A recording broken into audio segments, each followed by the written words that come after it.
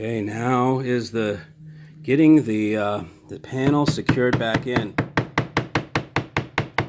See that? We've got these little finish nails, little teeny weeny finish like brads. That we just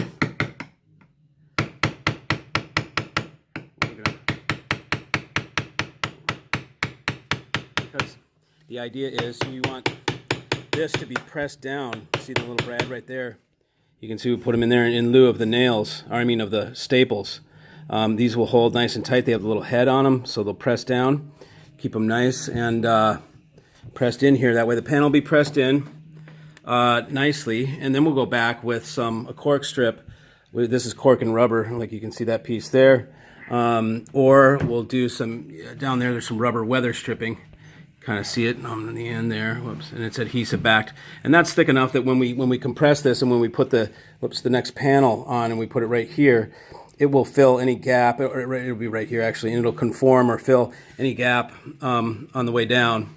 So this is on the way there. See ya. Hey, now while we were doing this, it appears as though we identified an issue, which is these cross member parts. You see right there. You see how there's that play? Goes in and out, in and out, in and out. And this panel right here is pressed flush, hard against this edge. So on the, it's not moving. The panel's totally tight. So it just means that this part that was routed out back here is too deep of a route, because it leaves, well, it's both. The route is a little too deep, and then the adhesive here is not done well enough, or it wouldn't pull away. It would be stuck here. In an ideal sort of a situation, this would be whatever they used behind this thing to attach it to the metal would have it held fast there, and then the routed slots would be perfect size so that when you pushed them in, they press this all together, and then you have a rigid mount. Without this, the cross members are barely doing a thing, man. I mean, they do something here, but not. It just makes it ineffective. So what we're going to do when we put the next one in, and with here, like you could slide a shim, you could shim this somehow and stick it. But what we've decided to do is on the other one, while we're putting this together, we're going to put in some nice little rubber strips. You can barely see it. Okay, and see those are compressible. Okay, the rubber strips. Let's see if I can find some other ones. Yeah, okay, so here you go. Okay, so a rubber piece like what rubber stripping, weather stripping. It's like this. It's adhesive backed, and it's very compressible. Like you can, oops, get back a little bit. You can really kind of compress it pretty well. So it has adhesive back. We're going to set it right in EPMD. That's what it's made of. Okay, and then stick it right in there, and then when these go down, it will press them against the panel. And then we will push the panel here and tack it in. What we're doing is we're using little tacks. We decided to do that. We're going to use these little tacks, tack them in all the way around, just like a little cobbler, and put them in, and then that'll hold this nice and tight, keep the supports from rattling, no rattle, no energy loss. In that other one with them loose like that, man, music's going to be lost in that. It's not even going to come out into the room. So this will make it, I think, better. We'll see you soon. Okay, and after testing out our theory with the rubber, we have deemed the rubber is a little bit too thick.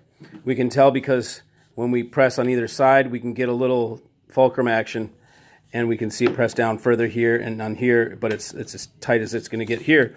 So that means it's a little too thick. So we will devise something else that is half thickness or something like that, and it'll be perfect. See ya. Okay, so here we are getting ready to put the new baffle on. What we ended up doing is, if you can look around the edge, we ended up doing these little brads like I showed you before, finishing nails. And then what we did here was, this is like a weather strip, right? Like you can see right here, this material. And we put that all around the edge of the panel here, because when we put the baffle down, there'll be a gap right here, and we want it to look as pretty as possible, because we're not going to just cover it all with fabric and to make all the ugly go away. We're going to have to take the hard way around and finish it out right. So let's see, get a little rise there. Okay. So anyways, I'm going to go ahead and put the baffle on, and I'll be right back with you. But I just wanted to show you this weather stripping part, how we nailed See the nail heads? Where here's one right here. You know, little nails that we put in. Those press this flat against its little rabbit. You know, and there's no movement whatsoever. So okay, I'll be back.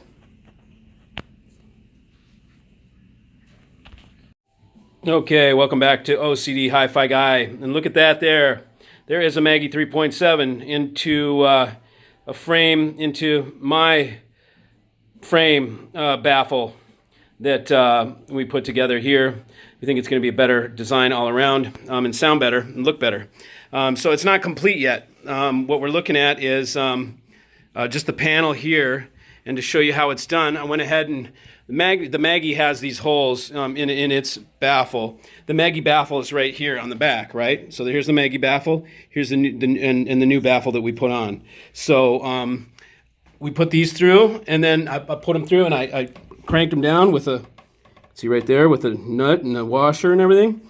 So it has them nice and cinched in. In the gap here, I have the foam, so there's no air or anything flapping around going to go on in there. Here is a close-up on the tweeter, which is nice and right along the edge here. So it's going to be, I think this is going to sound great. Absolutely. It should bring out a little bit more of the lower frequency, I would imagine, just because once you get up in the higher frequency, the thing beams anyways. So, and then what I'm going to do is I'll take some of the fabric and I'm going to put it up across the top. I will put a something to anchor it, and then it will be just as wide as this, and it'll come down and straight to the bottom, and then it'll go there. So you won't see any of this opening. You'll just see the fabric, and that will remain open because that looks fine there. And then on the back, well, on the sides, I'm going to have something that is going to be, that you'll see when I finish it off. And then on the back here, I can either screw into those bolts and use for support arms. I still have not decided how I'm going to do the stand, but I am going to do a stand. And then at the bottom, I'll put some binding posts down there, most likely, I'll have 3 binding posts sticking out, some silver, pure silver WBT Next Gen, and I'll put those at the bottom. And then we'll have the Maggie a la Mikey style, and it should be much better. I can already tell by how heavy it is and rigid that this thing's not going to vibrate. It's just going to be so rigid and solid that all the music is going to come out into the room and not get absorbed into that panel vibration. So, so there you have it. We'll be back in a little bit and show you the finished deal. Hey! I thought I'd show you here how I did these. I did some binding posts. These are the Next Gen WBTs, and I just drilled them through right here on this. This is on the front side, so they're on the back where they'll attach. But check it out. This way, I was able to just solder direct to each one of these fast-ons instead of attaching wires or foils and having foils come down to the binding posts. I just put them right up there, so there's actually no better of a connection than that. It's just straight direct onto the panel there. So that's pretty sweet. I'm going to cover this back up and I'll show you guys in a second. Okay, so they are definitely getting there. This is what they're going to look like pretty much. I mean, this is a good idea. We're getting reflection from the morning sun coming in here, but that is how they're going to look basically. What's going to happen though is there will be fabric, the invisible fabric, whatever, going down, covering that panel, and then this tweeter will be showing, and then I'll have a stand. The stand will look, there will be some metal edges and stuff that'll form the stand, but these are way more stiff. Here's again, this is how the tweeter was done, and then the panel, nice. That was where we put the foam, so there's a nice little, that's interesting.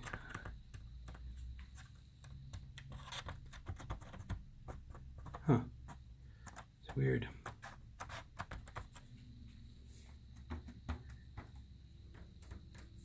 Anyways, so that is how this goes in, and then on the back you see there's the original Maggie panel or the frame, and then we've got these little These are carriage bolts. I put some nice bronze carriage bolts in just to give it a nice touch. You know, zinc would have looked yuck. So, and bronze nuts as well. So you can see through that. Check it out. Okay, so yeah, so those will reinforce it. I can use these depending on how I do the frame. These may hold some of the frame members. They're definitely going to hold the arms that go down to the back, and then I'll figure what I'm going to put underneath.